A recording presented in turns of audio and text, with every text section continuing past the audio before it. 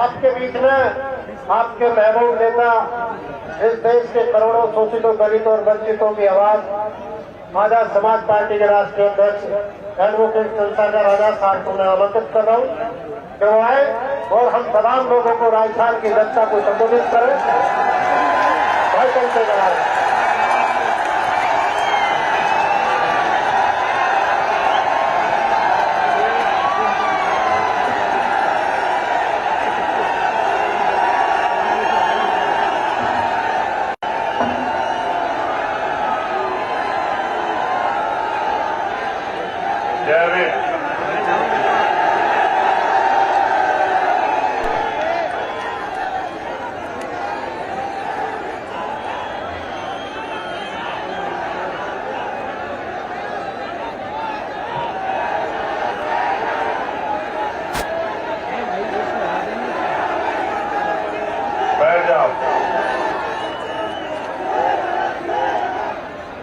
मौसम आज आपके साथ है।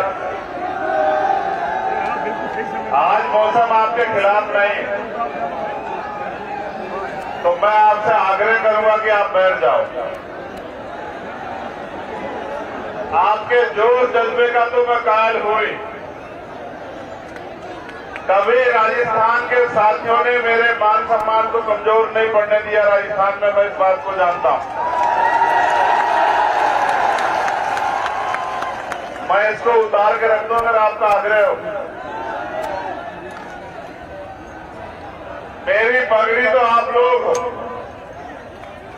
मेरा सम्मान तो मेरी माए बहने, मेरे भाई हैं, मेरे बुजुर्ग, और मेरा जीवन भी आप सबके लिए।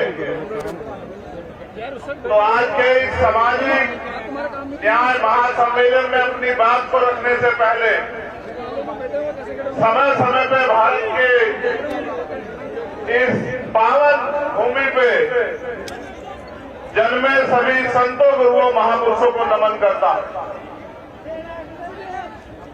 करुणा के सागर तथागत बुद्ध जी, सदगुरु रविदास जी महाराज, भगवान वाल्मीकि महाराज, गुरु नानक देव, संत कबीर, गुरु घासीदास, संत गाडगे जी महाराज, नारायण गुरु, जिनकी आज जयंती भी है। और समय समय पे सामाजिक परिवर्तन के जो अग्रदूत पैदा हुए, जिन्होंने अपने जीवन का हर एक पल कमजोरों, शोषितों, किसानों, नौजवानों, मजदूरों, महिलाओं की तरक्की के लिए लगाया। राष्ट्रपिता ज्योतिबा फूले, छत्रपति साहू जी महाराज, पेरियार रामास्वामी नाइकर, पेरियार लाल यादव, बाबू जगदेव प्रसाद कुशवाहा, जननायक कपूरी ठाकुर, महामना रामस्वरूप वर्मा, भगवान बिरसा मुंडा, माननीय दीना भाना वाल्मीकि साहब, करोड़ों शोषितों, वंचितों को भारत में वास्तविक आजादी के करीब ले जाने वाले विश्वरत्न डॉक्टर बाबा साहब अम्बेडकर जी को नमन करता और नमन करता हूं सभी शहीदों को जिन्होंने देश की आजादी में योगदान दिया। शहीद आजम सरदार भगत सिंह, सरदार उधम सिंह, सरदार करतार सिंह सराभा, कोतवाल धन सिंह गुर्जर, माता दीन वाल्मीकि, विजय सिंह पथिक जी, ऐसे सभी वीरों को नमन करता हूं। बाबू सिंह दयाल चौरसिया जी को नमन करता हूं, मेरे गुरु, मेरे आदर्श मान्यवर साहब काशीराम को, और नमन करता हूं राजस्थान की इस महान जनता को, मेरी माताओं बहनों को, प्यारी बच्चियों को, नौजवान भाइयों को, युवा साथियों को और बुजुर्गों को। इस मंच पर उपस्थित हमारे प्रदेश और देश के सभी सम्मानित नेतागण, भाई संजय वाल्मीकि जी, भाई जितेंद्र अग्रवाल जी, भाई राम लखन मीणा जी, भाई अनिल खेड़वार जी, भाई अमरचंद हरसोलिया जी, भाई मोहनलाल बैरवा जी, भाई मुकेश बैरवा जी, भाई सुनील अस्ते जी, भाई महक सिंह जी, भाई हिमांशु वाल्मीकि जी, भाई निजाम चौधरी जी, भाई सत्यपाल चौधरी जी, भाई सतीश कुमार जी, भाई रविंद्र कुमार भाटी जी, आप सबका भी बहुत बहुत धन्यवाद देता हूं इस भव्य आयोजन के लिए। और इसमें भी धन्यवाद देता हूं कि देश के सभी कोनों कोनों में जाके आप आजाद समाज पार्टी भीम आर्मी को मजबूत करने का काम कर रहे हैं।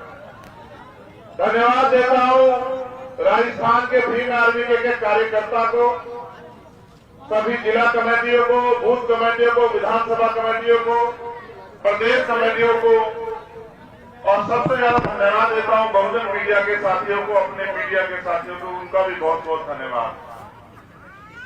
जो खबर कोई नहीं दिखाएगा वो आपके जरिए, आज सोशल मीडिया का जमाना है, पूरा देश देखेगा। सम्मानित साथियों, पिछले 6 न्यायिक सम्मेलन हमने किए राजस्थान के अलग अलग कोनों में, और 7वां सामाजिक न्याय सम्मेलन समापन हमें वो यहां करना है। ये प्रदेश की राजधानी है। उसके साथ साथ जो हमारी साइकिल यात्रा, सामाजिक परिवर्तन आर्थिक मुक्ति साइकिल यात्रा जो चली हुई है, वो भी आगे बढ़ेगी और अलग अलग विधानसभाओं में हमारी सभाएं भी होंगी।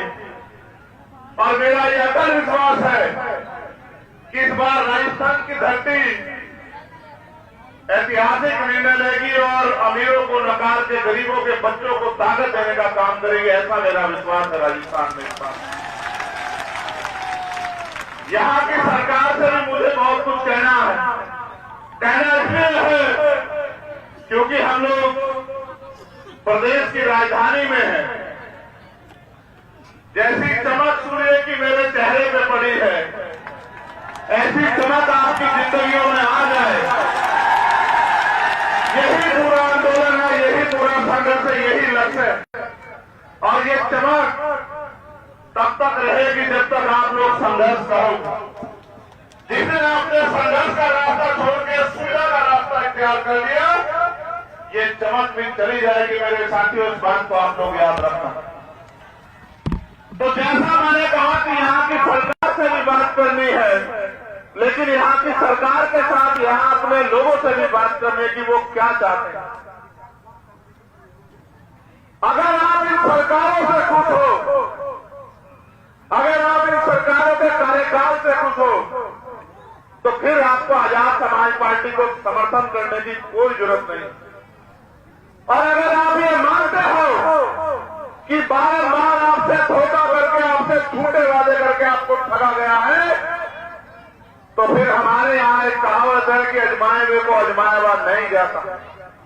अगर आप मानते हैं कि यहाँ सभी सरकारों ने आपको बेबस, लाचार, गुलाम बनाने का काम किया है, तो मेरे साथियों फिर ऐतिहासिक निर्णय लो। क्योंकि भारत में आज लोकतंत्र है और लोकतंत्र में बहुमत का शासन होना चाहिए, जिनका वोट होना चाहिए, उनका राज होना चाहिए। लेकिन वोट यहाँ आपके पास है, राज आपके हिस्से में नहीं आया। आपके हिस्से में आया जुर्म, जाति, बेबसी, लाचारी, अन्याय, अत्याचार और भिक्षी खाल, लुटती अस्मत, ये आपके हिस्से में आया। बेबसी, लाचारी और कई तरह की बेबसी, लाचारी। अभी आज छात्र संघ चुनाव होते थे, छात्र संघ चुनाव से हवा का पता लगता था। इस बार भीम आर्मी स्टूडेंट फेडरेशन मैदान में आई तो मुख्यमंत्री जी चुनाव से ही मुकर गए। वो कहते हैं चुनाव ही नहीं कराने, क्योंकि लोकतंत्र की सबसे पहली पाठशाला है छात्र राजनीति, और छात्र राजनीति से जो निकल कर आता है वो सरकार के दमन के आगे झुकता नहीं। उसका सबसे बड़ा उदाहरण आपके सामने चंद्रशेखर आजाद खड़ा है।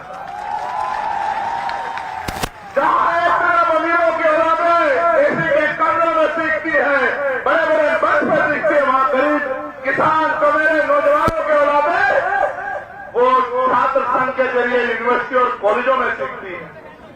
इनको लगा कि नया नेतृत्व न खड़ा हो, इनको आपसी गठजोड़ चलता रहे, नए नेतृत्व का निर्माण न, इसलिए शासन चुनाव को टाल दिया जाए। याद रखना मुख्यमंत्री जी, आप भले ही सत्ता की ताकत से शासन चुनाव को न होने दो, लेकिन आप 2023 का चुनाव नहीं रोक सकते। 2023 का चुनाव होगा, ये युवा शक्ति राजस्थान के काया पलट के रख देगी, इस बात को आप याद रखना। आप नौजवानों की बात करते हो किस मुंह से? आपकी सरकार में सबसे ज्यादा पेपर लीक होते हैं, गरीबों के भविष्य में, नौजवान लोगों के भविष्य के साथ खिलवाड़ होती है, उनके हिस्से को डकाल लिया जाता है। मैंने पहली बार सुना बस में बैठ के पेपर दिए जाते हैं, पेपर लीक इतना बड़े पैमाने पे यहां होता है, और मुख्यमंत्री जी कहते हैं कानून का राज है, जो एक पर्चा सुरक्षित न रख पाए वो राजस्थान की जनता को सुरक्षित रख देगी क्या सरकार? आप मुझे बताओ। ये युवाओं के भविष्य के साथ जो खिलवाड़ चल रहा है, इस ढक्कन को हम लोग बंद करने का काम करेंगे 2023 में। आप लोग इस बात को याद रखना मेरे साथियों। मेरे आज भी याद है, यहां की सरकार कहती है जब इनके बड़े नेताओं पे अत्याचार होते हैं या संविधान का हनन होता है, ये कहते हैं कि सरकार, केंद्र की सरकार खराब है, संविधान को नहीं मानती। मैं ऐतिहासिक प्रमाण हूं आपके पास। मैं सीएचए के साथियों की लड़ाई लड़ने आया था, उनका आंदोलन था, रात को 12 बजे इसी जयपुर से उठा के मुझे सोते हुए को, और सिर्फ मुझे नहीं, मुझे तो आदत है आपकी लड़ाई में हर कीमत चुकाने की, लेकिन जितने भी साथी मेरे साथ आए थे सबको जेल भेजने का काम किया सरकार। और लड़ाई ये है क्या? सिर्फ उन सीएचए के भाइयों के हक अधिकार की थी। यहाँ हर गरीब टीचर का जो है वो ट्रांसफर नहीं हो रहा, चाहे आशा कार्यकर्ता हो, आंगनबाड़ी हो, सीएचए के भाई हो, थर्ड ग्रेड टीचर हो, सरकारी कर्मचारी हो, तमाम लोग परेशान हैं। अभी मेडिकल के डॉक्टर्स ने धरना दिया, मुख्यमंत्री तानेशाही पे रहे और उनसे कहा नौकरी करनी है करो वरना छोड़ दो। ये है इनकार किस लिए? इसी जनता ने आपको ताकत दे रही है, आज आप अहंकारी हो गए। अगर सरकार अहंकारी हो जाए तो जनता को निर्णय लेके सरकार को सबक सिखाना चाहिए, और उस आदमी को जो तानाशाही करे उसको दोबारा मौका नहीं देना चाहिए कि उसका घमंड इतना बढ़ जाए कि वो अन्याय अत्याचार की हद को पार कर जाए। इसलिए आज हम लोग सामाजिक न्याय सम्मेलन कर रहे हैं, और कानून का राज कितना ही आपने देखा कि यहाँ एक कर्मचारी पहले एक महिला को, मुस्लिम महिला को छेड़छाड़ी करता है, और फिर हमारे एक देशभक्त एएसआई की जो है टीकाराम मीणा जी की, और उनके साथ अक्सर और तमाम लोगों की, जिनका सगर भाई के मैं घर भी जाऊंगा वो नहीं जयपुर के, तो उनके आंसू पूछने के लिए, लेकिन उनकी गोली मार के हत्या कर देती है। ये व्यवस्था जो यहाँ राजस्थान में है, और एक सरकारी कर्मचारी की हत्या होती है, शहीद का दर्जा देने के बजाय मुख्यमंत्री जी और उनके नेता बैठ के उस परिवार का मजाक उड़ाते हैं। ये बड़े सरकार की सच्चाई है आपके सामने। एक मेरे याद है, आपने ऐसे इतनी बड़ी ताकत में SC/ST की महापंचायत की थी, आपको याद है या नहीं है बताओ? जिस दिन कर्मचारियों ने अपनी मांगों को लेकर SC/ST की महापंचायत की, वो सारे कर्मचारी, मैं जानता हूं कितना उत्पीड़न उन अधिकारी कर्मचारियों का सरकार के लोगों ने किया। सरकार को लगा कि ये कर्मचारी अपने हक आवाज के लिए समाज को इकट्ठा कर रहे हैं। मैं कर्मचारी साथियों से भी कहना चाहता कि जब तक आप अपनी राजनीतिक ताकत नहीं बनाओगे, जब तक आप अपने व्यक्ति को ताकतवर नहीं बनाओगे, इसी तरह के दमन का सामना आपको करना पड़ेगा। लेकिन विश्वास रखिए, अगर एक भी कर्मचारी का दमन होगा तो दमन करने वाला चाहे मुख्यमंत्री हो या उनका कोई मंत्री या उनका कोई अधिकारी, वो चैन से नहीं बैठेगा। कुछ इस बात को आप लोग याद रखना।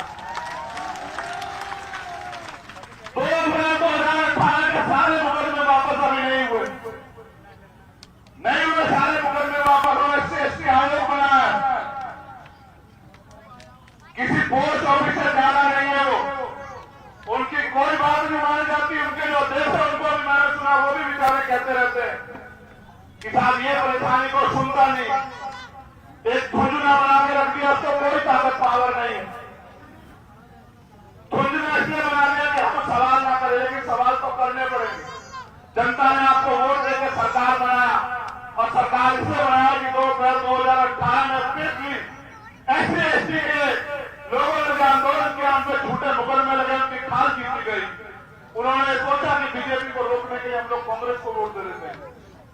उन्होंने आपकी सरकार बना दी, आपने उसके नाम पर 2019 में वोट लिया, और आज तक आपने मुकदमे वापिस लेके नारी आयोग को ताकतवर किया। ये बात इस बात को स्पष्ट करती है कि आप इन वर्गों के हितैषी हो ही नहीं।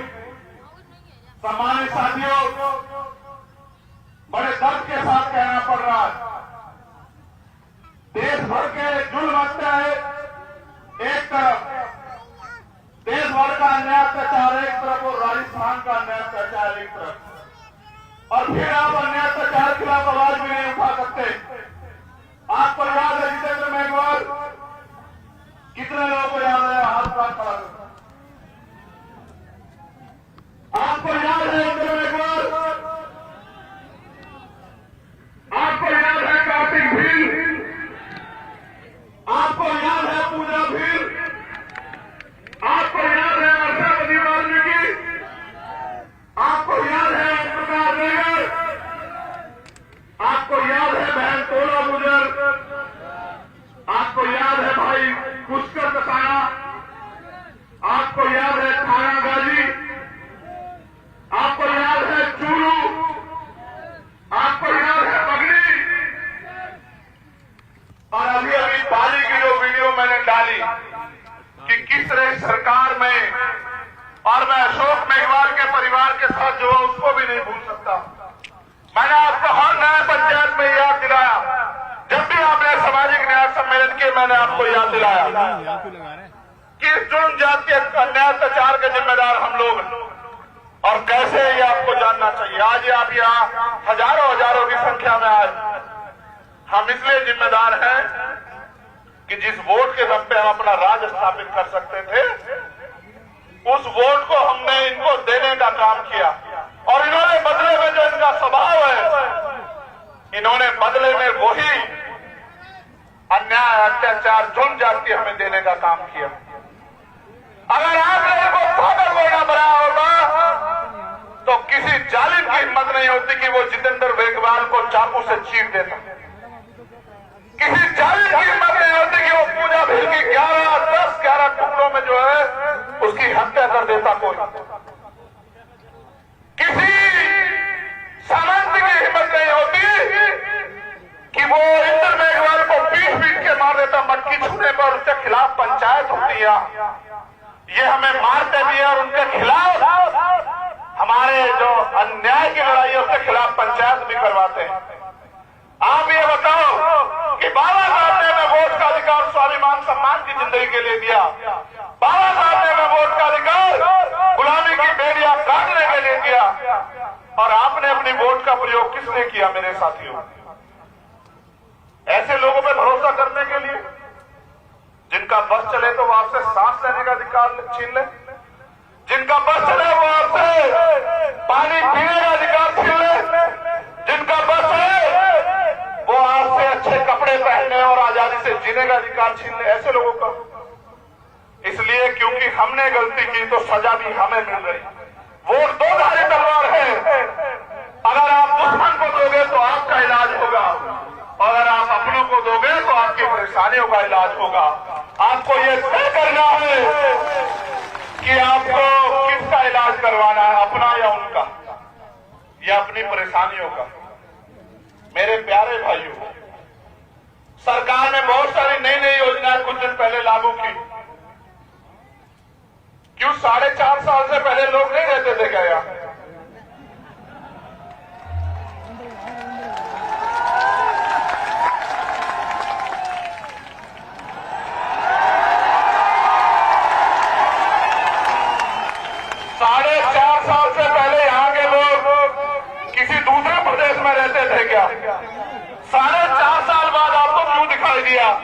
कि यहाँ के लोगों को इन समस्याओं से निजात दिलानी है।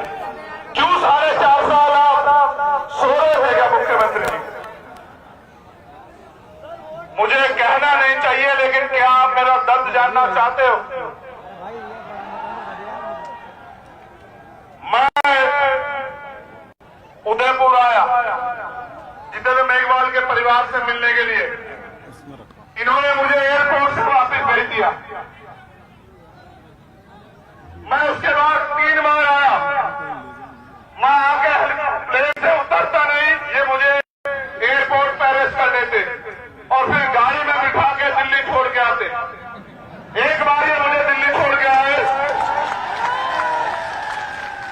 मैंने इन पर फिर भरोसा किया। मैंने इनसे हाथ जोड़ कहा कि अकेला आदमी जाना चाहता हूं इंद्र मेघवाल के परिवार से मिलने के लिए।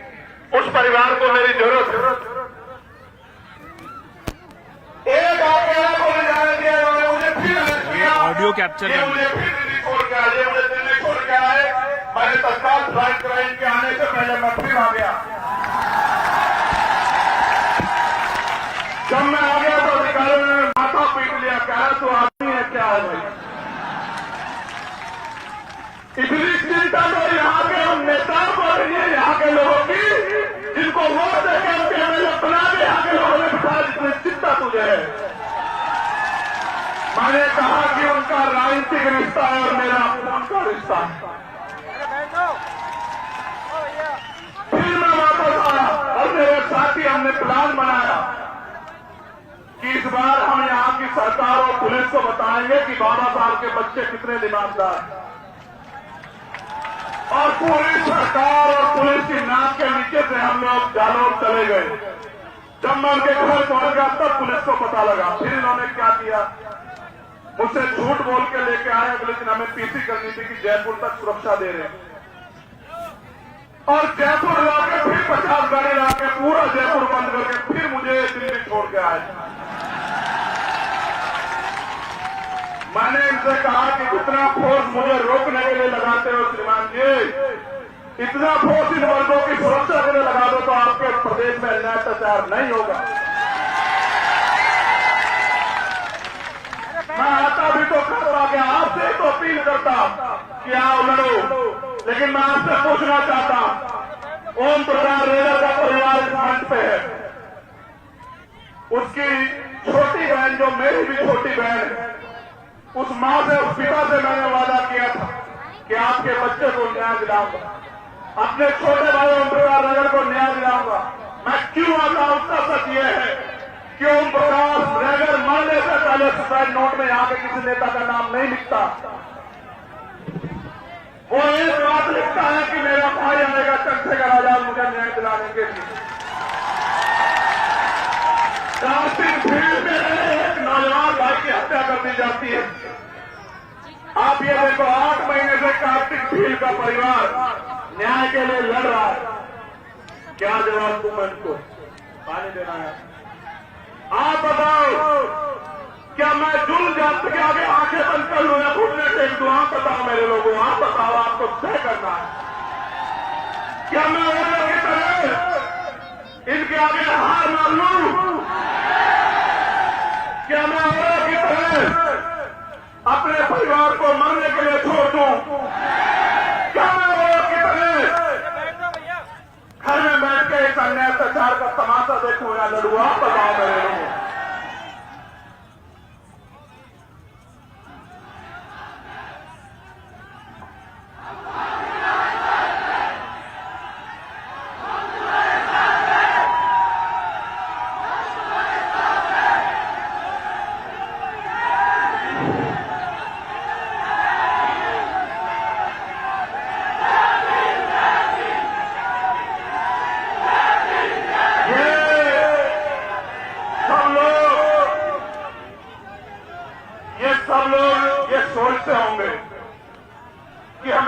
आजाद हुए 75 साल हो गए, मगर ऐसा क्या है कि आज भी हम भारत में रोटी, कपड़ा, मकान की लड़ाई लड़ रहे हैं, हिस्सेदारी, हकदारी की लड़ाई क्यों नहीं लड़ रहे हैं? आप बताओ मेरे लोगों, तोला गुजर बहन के परिवार को क्या जवाब दो? आप बताओ इंद्र मेघवाल और जितेंद्र मेघवाल के परिवार को क्या जवाब दो? और आप बताओ लाखों लाखों नौजवानों को क्या जवाब दो? मैं एक चीज जानता कि हर जुल्म जाति की एक उम्र होती है, हर अन्याय की एक सीमा होती है और हर दमन का बंदोबस्त होता है। अब समय आ गया है साथियों कि ये जो दमन राजस्थान में चल रहा है, इस दमन को हमें कुचल के स्वाभिमान, सम्मान और हक अधिकार की जिंदगी राजस्थान में प्राप्त करनी है।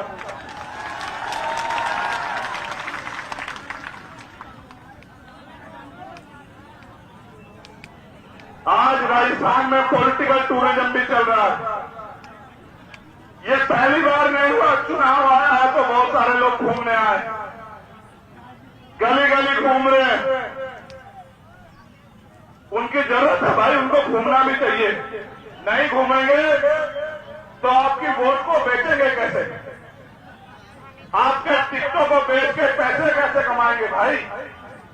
उनको घूमना चाहिए भाई, उनको जरूरी है घूमना। मगर उनसे ये भी पूछना कि भाई आप 4.5 साल कहां थे? 4.5 साल आप भी मुख्यमंत्री की तरह सो रहे थे क्या? 4.5 साल में आपको इन कमजोरों का दर्द नहीं लगा? आज जब इनकी आवाज उठाने के लिए सैकड़ों नेता नौजवान राजस्थान में तैयार हो गए हैं, उन नेताओं के सपनों को कुचलने के लिए आज पैसे वाले लोग पॉलिटिकल टूरिज्म कर रहे हैं राजस्थान में। ऐसे टूरिज्म करने वालों को, घूमने वालों को भी आप लोगों को जवाब देना। मेरा तो एक ही बात को कहना है, एक चीज बहुत जरूरी जिससे आपको सावधान रहना है। जो भी नूह में हुआ, जो करने का प्रयास बरेली में किया गया, यहां जिनकी सरकार है उनसे हमें सत्ता छीननी है। लेकिन इसके बाद 2024 में सेंटर में भी जो भाजपा की सरकार है, उनसे भी हमें सत्ता छीननी है। इस बात की भी तैयारी हम लोगों को करनी है। इस बात से भी सावधान रहना है कि नूह में जिस तरह से प्रायोजित हिंसा कराई गई, मैं धन्यवाद देता हूं प्रभाकर चौधरी जी को। एक ऐसा इतिहास जिसने सरकार के आगे घुटने नहीं टिके और जो लोग दंगा कराना चाहते थे बरेली में, उनको जवाब देने का काम किया, उनको भगाने का काम किया और एक ईमानदार अधिकारी को खामियाजा चुकाना पड़ा कि उनको हटा के वहां से उनका डिमोशन करके पीएससी में लगा दिया गया। सरकारें बदले, नूह की जो हिंसा हुई वो हिंसा प्रायोजित है और इसलिए प्रायोजित है कि किसी तरह से वोटों का डिवीजन हो जाए, बंटवारा हो जाए। नूह की जो हिंसा है वो हिंसा इसलिए है क्योंकि कुछ पार्टियों की दुकानदारी यहां हिंदू मुसलमान की राजनीति करके कामयाब होती। लेकिन मैं आपसे पूछना चाहता हूं कि हमारे महापुरुषों ने हमें जोड़ना सिखाया या तोड़ना सिखाया? आप बताओ मेरे लोगों। तो क्या किसी बंटवारे से हमारी राजनीति कामयाब हो जाएगी? इस सारे बंटवारे और हिंदू मुसलमान के दंगे के चक्कर में हमारे अपने मुद्दे दब जाते हैं। मैं गुर्जर समाज के हमारे नेता बैठे, मैं उनको पूछना चाहता हूं, क्या 72-74 गुर्जर समाज के वीरों का बलिदान भूल गए हो जिनको भारतीय जनता पार्टी की सरकार में गोलियों से उड़ाया गया, आपके मुंह से होली खेली गई? क्या हरियाणा में 4 समाज के लोग आपके खून से जो होली खेली गई उसको भूल गए हो क्या? क्या दलित समाज के लोग 2 अप्रैल को जो आपकी खाल खींची गई और पूरे देश में जो आपके साथ अन्याय हो रहा है उसको भूल गए हो क्या? अगर आज भूल जाओगे तो कारवा लुट जाएगा और कारवा लुट जाएगा तो लोग आपसे आने वाली पीढ़ियां ये सवाल पूछेंगी कि जब अधिकार थे तो आप क्या कर रहे थे? सम्मानित साथियों, आज एक षड्यंत्र बना के मुस्लिम समाज का आर्थिक बहिष्कार के नाम पे उसी नफरत की दीवार को खड़ा करने का प्रयास किया जा रहा है। लेकिन मेरी इस बात पर गौर करना कि जो स्वाभिमान सम्मान आज हमें प्राप्त है, बाबा साहब से पहले के दिलाने के लिए मैं नाम गिनाऊंगा आपको और आप याद करना। मैंने दिल्ली के मंच से भी आपको याद दिलाया थी। राष्ट्रपिता ज्योतिबा फूले, छत्रपति साहूजी महाराज, पेरियर रामास्वामी नायकर, पेरियर नंद यादव, बाबू जगदेव प्रसाद कुशवाहा, जननायक कर्पूरी ठाकुर, बाबू सिंहदयाल चौरसिया, संत राम बीए प्रजापति जी, चौधरी कुंभाराम आर्य, सर छोटू राम, चौधरी चरण सिंह, ये सब पिछड़े वर्ग के लोग हैं, आपके अपने परिवार के लोग हैं। इन्होंने आंदोलन चलाया, उसी को आगे खींचने का काम पहले बाबा साहब अम्बेडकर ने, फिर मान्यवर काशीराम साहब ने किया। आप अपने अपनों को नहीं जानते, इसलिए आपको जब आप इतिहास नहीं जानते, इसलिए आपको हिंदू मुसलमान में बांट के आपके ऊपर राज करना चाहते हैं। मैं इशारों में नहीं, मैं खुल के कह रहा हूं कि देश की किसी भी पार्टी में जो समय थी बाबा साहब अम्बेडकर को चुनाव नहीं जीतने दिया, आपके महापुरुष को, आपके लेबर को लोकसभा में जाने नहीं दिया। अगर न होता मुसलमान और न वो खुलना से बाबा साहब अम्बेडकर को जिता के कॉन्स्टिट्यूशन असेंबली में भेजते, तो बाबा साहब अम्बेडकर संविधान नहीं लिख पाते मेरे लोगों। इसलिए मैं आपको बताना चाहता हूं कि आपको मदद किसकी करनी है, आपको हाथ किसका पकड़ना है। हमारी लड़ाई किसी जाति धर्म से नहीं है, हमारी लड़ाई अत्याचार के खिलाफ है, गैर बराबरी पर आधारित व्यवस्था के खिलाफ है, हमारी लड़ाई असमानता के खिलाफ है, हमारी लड़ाई हिस्सेदारी की है, हमारी लड़ाई स्वाभिमान सम्मान के जीवन की है। और अगर कोई मानववादी विचारधारा को, गैर बराबरी की विचारधारा को पालने पोषने का काम करेगा, तो वो हमारा अपना कभी नहीं हो सकता। इस बात को आपको याद रखना। सम्मानित साथियों, एक बार मैं आया था गोली लगने के बाद भरतपुर, और आज आया राजस्थान। मेरे जैसे हजारों लोग के खून बहेंगे। आजादी मांगने से नहीं मिलती है, आजादी की कीमत चुकानी पड़ती है। सरदार मनोज सिंह भुवन यहां बैठे हैं, हमारे राष्ट्रीय सचिव सोमनाथ प्रजापति जी यहां बैठे हैं। इतिहास गवाह है, मांगने सिर्फ ठीक मिलती है, अधिकार और आजादी छीननी पड़ती है, और छीनने के लिए बल की जरूरत होती है। और साहब काशीराम जी ने कहा, जिनका दल नहीं होता उनका बल नहीं होता, और जिनके पास बल नहीं होता उनकी समस्याओं का हल नहीं होता। मैं अपनी बहनों से पूछना चाहता हूं, माओ से पूछना चाहता हूं, अगर अमीर इस देश में गरीबों के हितैषी होते तो आप बताओ कोई गरीब रहता क्या? आप जानते नहीं राजस्थान का हाल, ना पीने को साफ पानी, ना रोजगार, चारों तरफ से महंगाई की मार, चुन जाति अत्याचार। एनसीआरबी का आंकड़ा देखो, डाटा देखो तो रूह कांप जाती है। क्या क्या नहीं था पिछले 5 साल में। मेरा आपसे सवाल है, आगे भी ये सहना चाहते हो क्या? आपने सबको अवसर दिया, सबको ताकत देकर भेजी। हर्षावधि पर हर्षाधिपति वाल्मीकि को किसने पीटा? वो विधायक कौन सी पार्टी का था बताओ मेरे साथियों? वो विधायक कौन सी पार्टी का था बताओ मेरे साथियों? कौन सी पार्टी का? नहीं, जोर से बताओ, बहुजन मीडिया के साथियों को पता लगना चाहिए कौन सी पार्टी का था, किसकी वोट से बना? आपकी वोट लेके आपको पीटने वाले लोगों को दोबारा से मौका दोगे क्या भाई? आप जानते नहीं कि वो आपकी वोट लेके किसका इलाज करेंगे? आपका, आपको नुकसान पहुंचाएंगे, आपकी सच्ची लड़ाई लड़ने वालों को नुकसान पहुंचाएंगे। आपको ये तय करना पड़ेगा कि आपका अपना दल आजाद समाज पार्टी, उसका चुनाव निशान क्या है, जरा जोर से बताओ। नहीं और जोर से बताओ, पहले तुम्हें बताना चाहिए। नहीं, तुम्हारी आवाज मुझसे कम।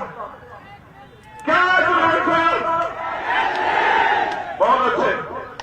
अब आखिरी बात सुनो, आगे के लिए क्या करना है। अभी एक बयान आया,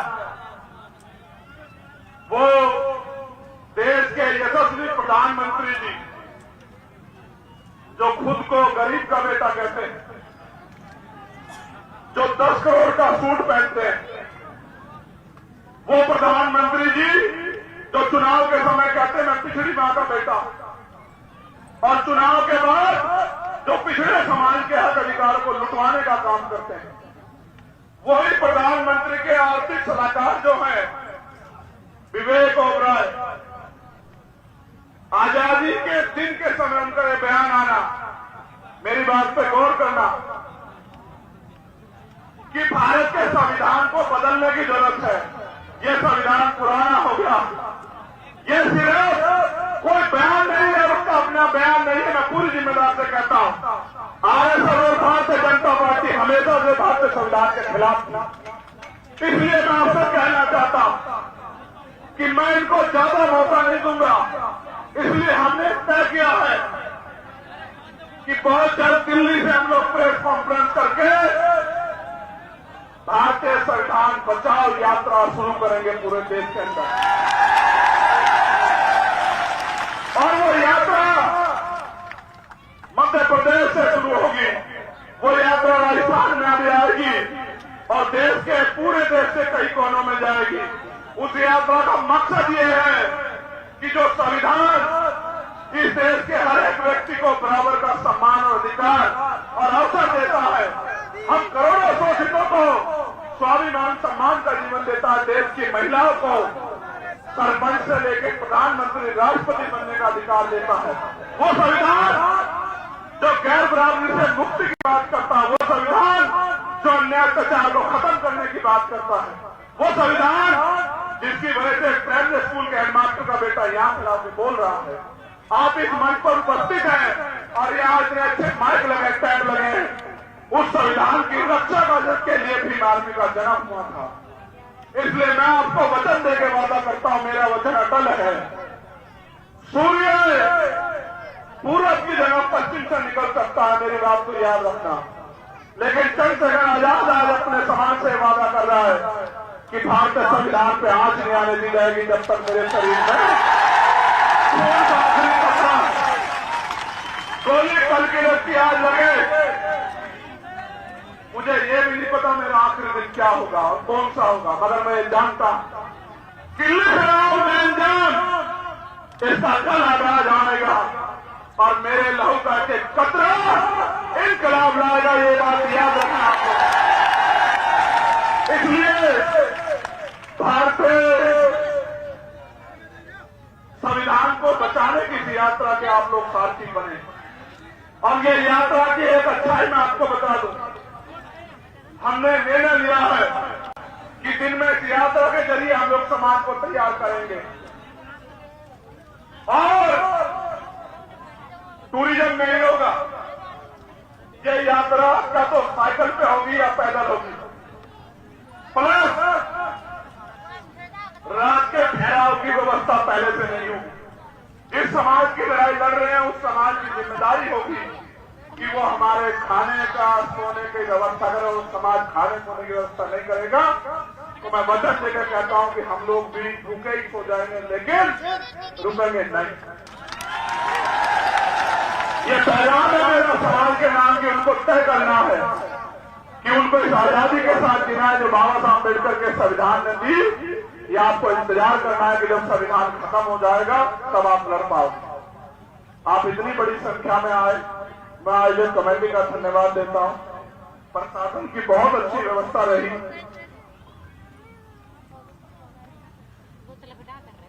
मैं प्रशासन का, पुलिस का भी धन्यवाद, पहली बार धन्यवाद दे रहा हूं, क्योंकि आपसे पहले तो आपने मुझसे ऐसी दुश्मनी निभाई सरकार के इशारे पे। भाई मैं भी आपकी तरह किसान, एक प्राइमरी स्कूल के अध्यापक का बेटा हूं, आप भी किसान कबीरों के बेटे। अगर आप मुख्यमंत्री मंत्री के बेटे होते तो आप 2 स्टार 3 स्टार नहीं होते। या कांस्टेबल हेड कांस्टेबल नहीं होते मेरे भाइयों, ये मेरी बहनें भी जो हैं। आपको और हमें कोई टकराव नहीं। हम अपने अधिकार के लड़ने के लिए जाते हैं और आपकी मजबूरी होती है सरकार के इशारे पे कि आपकी लाठियों से हमें पिटना पड़ता है। लेकिन विश्वास करो, आपकी लाठियों की पिटाई से हम लोग कमजोर नहीं होते, ताकतवर होते हैं, हमारे हौसले मजबूत होते हैं। लेकिन आप भी ये याद रखा करो कि लाठी थोड़ी आराम से चलाया करो। ये आपके अपने लोग हैं।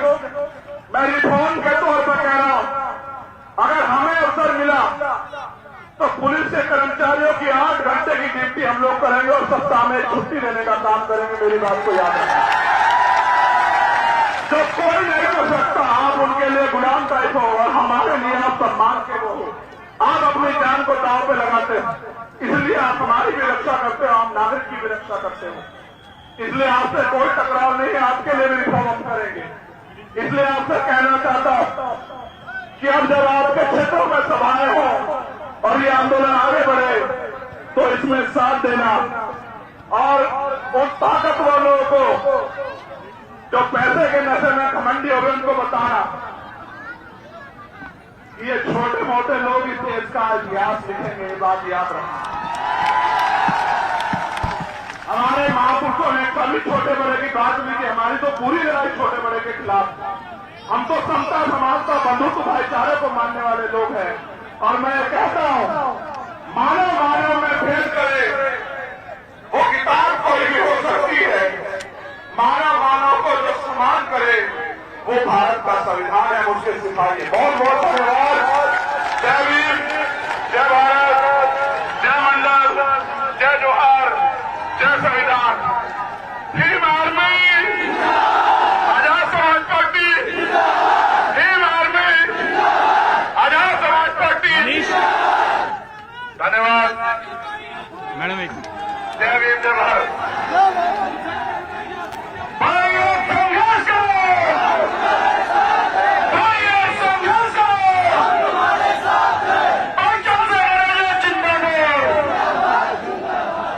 मनीष ये एक छोटी सी प्यारी गुड़िया, आपने इसको देखा भी होगा। एक बार आप गुल्लक लेके आई है अपनी मेरी मदद करने के लिए। अभी छोड़ देना। एक छोड़ नहीं सकता सर, ये जनता को जानता है, जो नुकसान होगा आप जिम्मेदार लोग छोड़ देता हूँ। मेरे साथी जानना तो आप चाहता हूं, जिम्मेदार ले लो, मैं जिम्मेदार नहीं ले सकता। यार तो ये मेरी जानते हो ना बच्चियां, मेरी बहनें, मेरी माँ, उनका आशीर्वाद, उनका प्यार, उनका लड़ने की ताकत। मैं अपनी छोटी बच्ची से, बहन से कहना चाहता हूं, आज इस पैसे की जरूरत तुम्हारी पढ़ाई को, जब तक हम ताकतवर ना हो जाए और इस प्रदेशों में आजाद समाज पार्टी के जरिए राज ना जाए, ऐसा राज जहां किसी बहन को, भाई को पढ़ने के लिए अपना मकान नहीं बेचना पड़ेगा, अपनी जमीन गिरवी नहीं रखनी पड़ेगी, इलाज के लिए उधारी नहीं करनी पड़ेगी। जब तक ऐसा राज ना आ जाए तब तक आप इस मेहनत की कमाई से अपनी पढ़ाई चला लो। जिस दिन ये राज आ जाएगा आपको किसी के आगे जो है वो हाथ नहीं फैलाना पड़ेगा। मेरा वचन है आपको, इस बात को आप याद रखना। तो मैं इससे कहूंगा,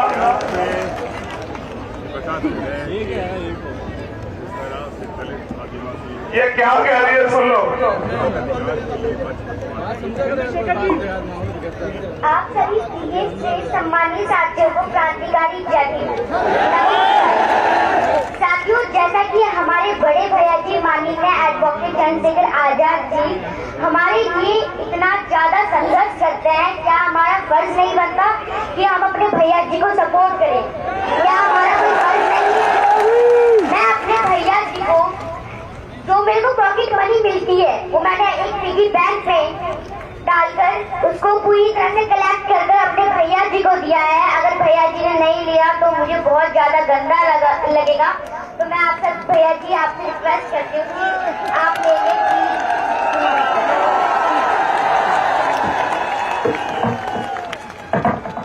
मेरा दिल गवाही नहीं दे रहा है, आप बताओ क्या करें? जो आप कहोगे वो करेंगे। ले या ना ले बताओ? ले ले। ठीक है, धन्यवाद। जुग जुग जियो। सुमेर सिंह दिवाकर, प्रदेश महामंत्री अखिल भारतीय युवा गुर्जर महासभा, वो अपने साथियों के साथ आजाद समाज पार्टी ज्वाइन कर रहे हैं। मैं उनका धन्यवाद करता हूं और मैं अपने भाइयों को विश्वास दिलाता हूं कि उनके सम्मान की और उनके अधिकारों की रक्षा होगी आजाद समाज पार्टी की। में बहुजन समाज का प्लेटफार्म है, ये नारा इसका हमेशा रहेगा, जिसकी इतनी संख्या भाई उसकी इतनी हिस्सेदारी। बहुत बहुत धन्यवाद।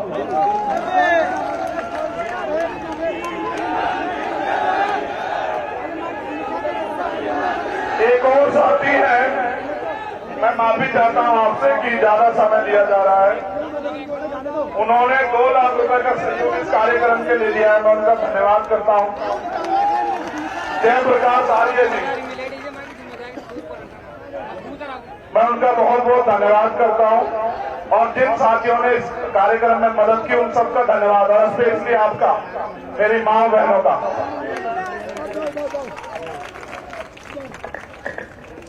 ये प्यार बना के रखना, अपने खून से सींचूंगा इस आंदोलन को, कभी आपके मान सम्मान को कमजोर नहीं पड़ने दूंगा, याद रखना।